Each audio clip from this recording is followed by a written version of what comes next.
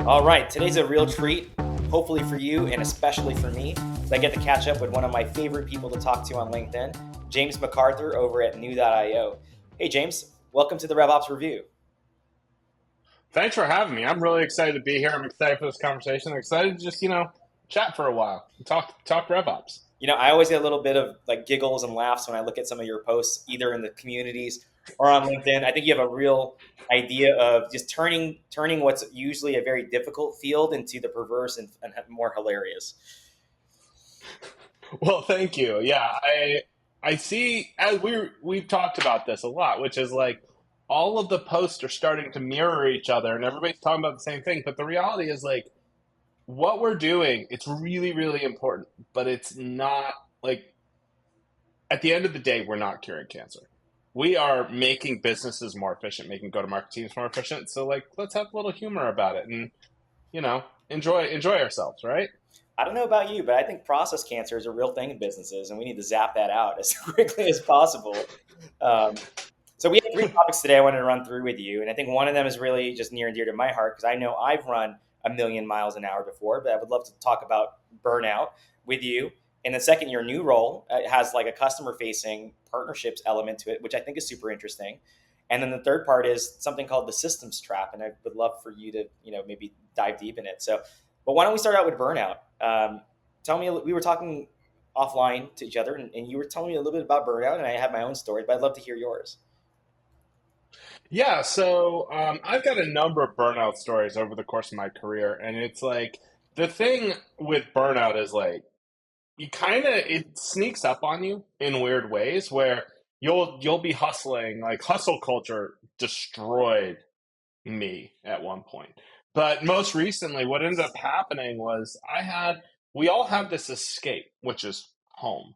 And like, I ended up in this nightmare scenario with one of the nonprofits that I work with outside of work as like my escape from all of this. And so I ended up in this nightmare scenario with that at the same time as over the last 6 months, I've been building new with the team here, building out our partnerships function, building out our community function, doing RevOps for new, all of those very full-time jobs. And so all combined, what ended up happening was I ate myself from both ends or burned the candle at both ends to a point where I literally just had to stop. And it's like burnout isn't I actually got a text message that I was committing career suicide talking about it. You can guess the age of the person that sent it to me, but they no. But the reality was, it was hard, and so what ended up happening was I just got to this point where I was staring at my computer and realizing I wasn't processing information. I wasn't processing anything, and I needed to take a step back. And so sent a note over. Was like, hey, I'm taking the day, and I'm going to be like I'm just not going to be around until I can figure this out. And so took a couple days, took only 3 days. Literally one of them was spent on the couch playing Final Fantasy 16. One of them was spent dealing with the nonprofit thing, and then the next one was kind of gearing myself up. I went and played golf, got my head clear, came back the next day and was ready to go. But the reality was, I had to give myself that space, and I had to really take a minute, take a beat, and restructure. Because one of the things, burnout can be very acute. It can be long and drawn out. I burned myself out like one of those times we've all had them where you go, I burned out 3 months ago, and I'm still pushing through. And that's long lasting damage. You're not going to recover from that for a long time. But for things like this, it's now, well, the moment I spot burnout in my life, I just go to my boss and I'm like, hey, I'm taking a day. And the first sign of it, no matter what the project is, to the point I was saying before, where it's like everything we do can wait a day. There's almost no situation we're in where it's like your deadline to release a thing can be pushed a day. Things can be pushed a day. It's more important that you like are able to accomplish what you need to accomplish, that you achieve your goals long term with the company, than burning out because you decided not to take a break. Yeah, absolutely. So in the class, the RevOps class I teach, I always talk about RevOps is in many ways the chief accountability officer, but who's holding the RevOps team accountable for themselves? I think that's always a challenge. You talk about hustle culture. I always call it the always on mode or beast mode. And I think the idea of that is very enthralling. It's desirable, but at the end of the day, you have to be self aware. Yeah. You can't possibly sprint and sprint and sprint. There's a reason why Pomodoro sprints, those different techniques, they exist. And I like the idea you phrase escape is home. And I think for many operators who come from the technical route, our escape is going back into the systems and just really doing the little things that we love and getting into our foxhole. And I often believe that comfort and growth they don't often go together, but you do have to start looking at, well, I can't grow if I'm also just not having the capacity to be able to grow. Because when you burn out, it's like a tired muscle, right? Or you're sore. Like going to the gym the next day is actually probably very detrimental. And I think it's very wise that you put 3-day vacation. I would say Final Fantasy 16 for everyone nowadays. For those who are experiencing a little burnout, that's a little button to touch. And so it's okay to be vulnerable because at the heart of every company are the people, the humans, and RevOps teams. Like I think can be considered for many companies these not saviors, but highly prodigious, productive people. They can almost be seen as robots, and that's not who we are. I think we're very very human. Yeah, I mean, I 100% agree. And I think you're also touching on the other thing we're going to talk about later, which is the systems trap. But this, but the reality is, yeah, we are, we need to achieve, we are responsible for driving accountability, transparency, and growth at these companies. We're responsible realistically for as the oversight and well being for every rep that works in the go to market org. Our job is to make sure they have what they need to be successful. Yes, their bosses are responsible. The VP of sales is responsible for driving pipeline. The head of CS is responsible for driving renewals.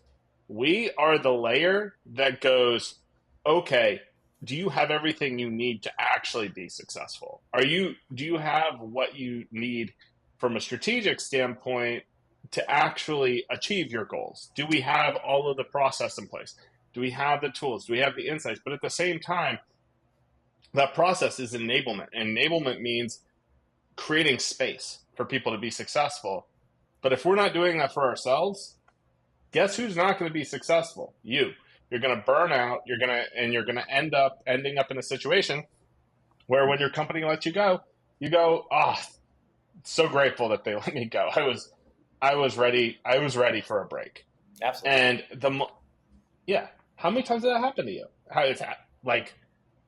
We've seen it happen to so many of our colleagues and friends over the last couple of years. I mean, take the time, give yourself a break, go on vacation, pick up a hobby. One of those things. It doesn't need to be much, and it doesn't need to impact your day job. Like you'll accomplish a heck of a lot more giving yourself the space to do it than you will just blindly rushing through when you're half dazed and confused, staring at a wall for 20 minutes because you didn't know, because you just got off a call and your brain couldn't process it. Yeah, I always think that there's a phrase like you're eager to solve problems, but you're also beleaguered by the solutions, right? So it's a tough one to swallow. So by the way, so you were a customer, I believe, of your current company, and I think you liked the solution so much that you decided to join the mothership. Tell me a little bit about that. Yeah, so before this, I decided I was going to start a company. I was going to create a company called Crow, or Chief Revenue Operations Officer for short. And the idea was we were going to build a CRM that was going to take on everything like all of the problems we face, basically a CRM built for revenue operators. And that turns out to be really, really hard to do. but in the process of that, I started talking to the folks at New, and I met with the CEO, Mark, and we went through New end to end. I met with the co-founder, Kate, and our AE, Jeff, at one point, and like we went through the solution, and I kept talking to them over the space of a couple of months, and eventually they were like, hey, we're really early stage. We do not have the space to do an independent RevOps function, but we want you specifically to come in here. Would you come in here and help A, build out our partnerships channel, B, be in the community, be a part of the community, working with the CROs, the finance people, the RevOps people of the world to kind of help them understand who we are and just be like, you're the person that we like, you are the person we want to work with. So can you come here and join us? And I was like, okay. So I stepped into a role where now I am doing partnerships, building out our awesome partnership channel with amazing partners and our and community stuff. And then on the other side, I'm doing RevOps. But fun thing about my RevOps work is not a lot of systems in there. I don't actually, because we're keeping it super simple. And so there's very little actual systems work that has to go into it because of how simple we've kept it, which is nice. And so from a strategy standpoint on the RevOps side, the constraint of me doing all of this has meant I just kind of avoid systems Interesting. entirely, which is nice. So you're not walking into a situation where you have this rubber band ball that's all tied up and you have to unpick the outer layers to get to the center of it. You actually have a blank canvas. Are you focusing more on process or strategy or KPIs and reporting in the absence of systems? Like, where are you spending your time? It's almost all strategy and process, which is like we have a really strong process here at New, which is, and again, simplicity is the key here, which is every single person in our company has a top 20. Every single customer facing person in our company has a top 20. That top 20, they are the people they think will become something or that they're focusing on at any given point. They have a farm club. Those are the people that they're talking to. They're basically the places where they're spending time. And that's every single person. Our SDRs, our AEs, we can do this top 20 because we're a fairly high ACV product, but it's every single person has a top 20. The moment your top 20 is full, that's it. You got it. You're done until you clear out your top 20. The moment your farm club is full, maybe you should start moving some of those to your top 20 and moving some of them out. And so it's very, very simple from a process standpoint. And so when it comes to it, we're able in a 1 hour meeting once a week to jump in and diagnose literally everyone on the team's top 20s and talk through who are the key accounts, where people have connections in, where don't they, what are the things. And what's been able to happen is we've seen this incredible synergy because in that meeting, we have me, partnerships, we have our SDRs, we have our marketing team, and we have our AEs, all in the same room alongside our executive team. And everyone's going through, there's no judgment. It's just, here are the people I'm focusing on. Here are the struggles I have for each of these very quickly. And we can go, oh, I know a person there, we can lend a hand. I know a person there, we can lend a hand. And it ends up being just, it's amazing to see. And it's part of the reason why I'm really starting to believe that attribution doesn't matter as long as you have the right process.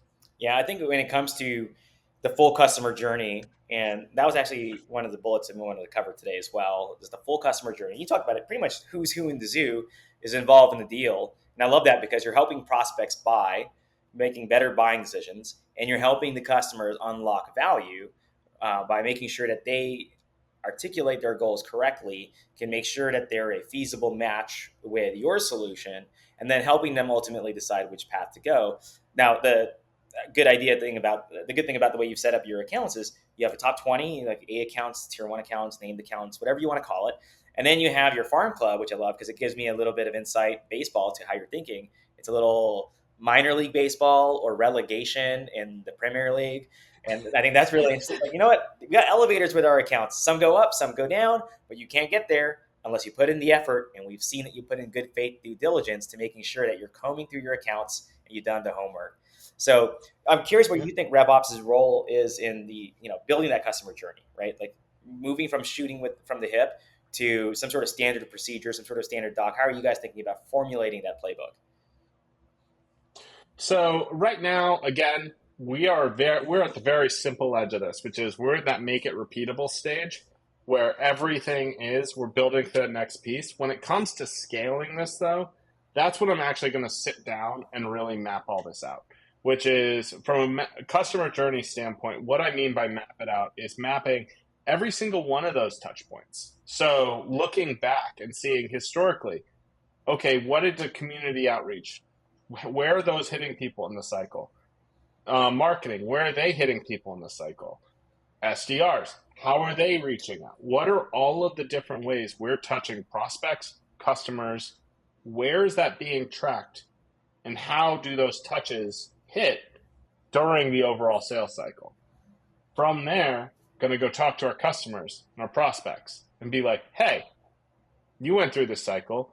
What were the pieces that you remember? What were the things you remember as being great? What were the things you remember as being bad?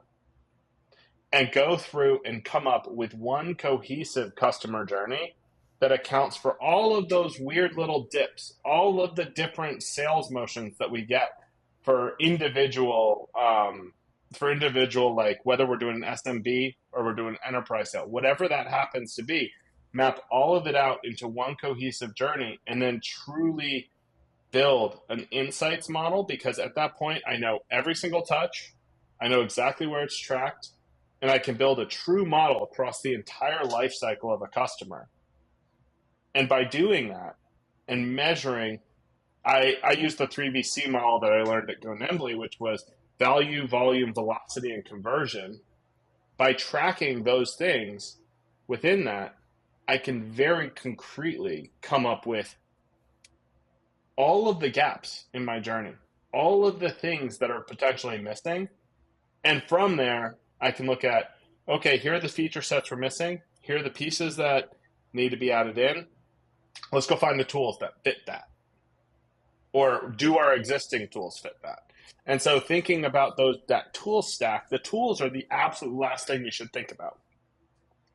You should never start with tools. It should be, where are my holes? Where are things on fire? Where are the gaps, both known and unknown, and how do I fill them?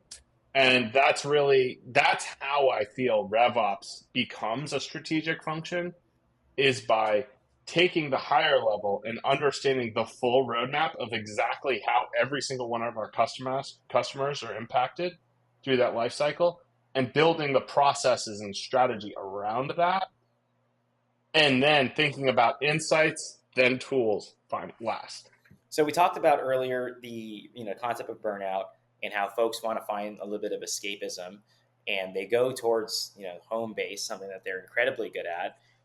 The systems trap is kind of like what you dubbed it, and I love that. Can you describe the systems trap for me a little bit? Oh, so the systems trap is one of my least favorite traps to fall into, and we literally, any revenue operator, I'm going to describe this, and you tell me if you've fallen into this in your life. And so you're sitting there, you've been at the company for like 6 months. You've executed on a ton of work, made Salesforce infinitely better. Reps are telling you every single day, it's better, it's working better, it's going great. You can point to the tickets you've done. You've set up sprints. You've got a project management system that works. You know exactly what tickets you have. You know how many points you're retiring in a given period. And your VP comes to you and goes, or your CRO comes to you and goes, we need you to be more strategic. Heard that before. Exactly. Every single RevOps person listening to this has. And that's because you've fallen into the systems trap, which is it is going out and creating a bunch of work for yourself, which needs to happen. Yeah, I know everything's on fire, but without thinking about how it actually impacts the people who legitimately decide whether you're successful or not based on whether you are successful in the way you think about it, but who decide whether you're successful based on how you drive KPIs for the company itself. And so if you're not structuring your work, and this is frustrating, I know, but if you're not structuring your work in line with the KPIs of the org, i.e., aligning your incentives to the KPIs of the org, and your incentive is, as revenue operators, most of us aren't comped, but our incentive is to get promoted. We want to become the VPs. We want to become CRO or go be COO or whatever your end goal is. If you're not aligning your incentives to the org, then you're not actually going to come away with what you want. If you're not seen as being a strategic resource who can actually drive value for the org, you're not going to get where you need to be. And really honestly, doing tickets and talking about how much work you did isn't going to get it done. If you say, we did this, and then 3 months later saw this growth chart happen, or immediately saw a 10% uptick in the velocity of deals, like, how much of a better story is that? So the way that I would approach it, if you're going to be on the system side, be on the system side, and that's great. But every single time you do it, benchmark your work. Benchmark your work, align it to KPIs, show that you're driving value for the org. And also, this is a thing that Cassie Young at Primary Ventures said at at an event I attended at one point. And it's kind of stuck with me, which is play to your first team. And your first team is not like, yeah, your team that work under you, really, really important. But your first team are the people who make the decision on whether you're successful or not. I think that makes sense. So there's some skills here that are missing, right? That I think revenue operators, if you go on LinkedIn, you probably won't see this much. Managing up, prioritizing work, and tying it to OKRs.